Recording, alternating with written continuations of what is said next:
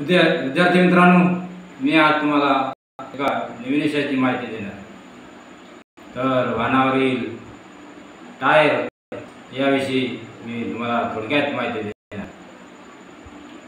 Tyre जे म्हणजे त्या टायरविषयी, टायरचे कार्य याविषयी मी व त्याचे प्रकार याविषयी थोडक्यात माहिती देणार.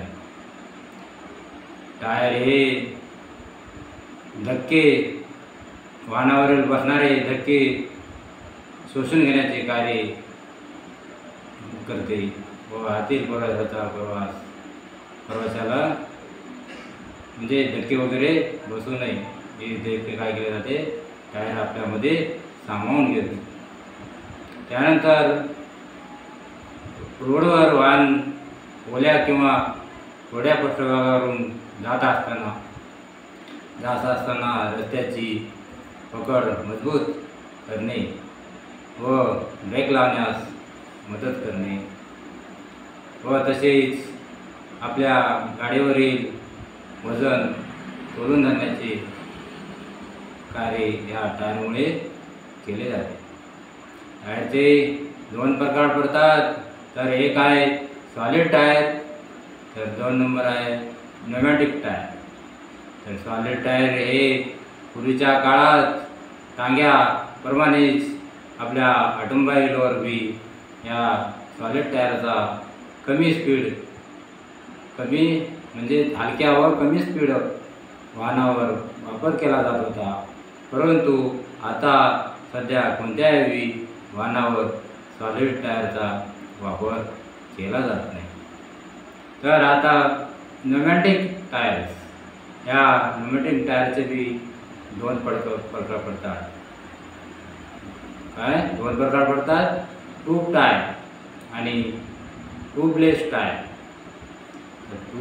ट्यूब टायर हे आज सर्वत्र या ट्यूब टायरचा वापर केला जातो. टायरच्या आतील भागात ट्यूब बसवलेली असते. या ट्यूबमध्ये निर्मात्याच्या शिफारशीनुसार हवा ही भरली जाते. तसेच म्हणजे जर टायर लहान मोठे असेल त्यानुसार आपले हवेचे प्रेशर हे काय केले जाते, भरले जाते. म्हणजे हवेच्या प्रेशरवरून त्याचे वर्गीकरण केले जाते. हाय प्रेशर, मिडियम प्रेशर आणि लो प्रेशर हे हवेच्या प्रकारावरून त्याचे काय केले जाते, वर्गीकरण केले जाते. त्यानुसार हवा ही भरली जाते.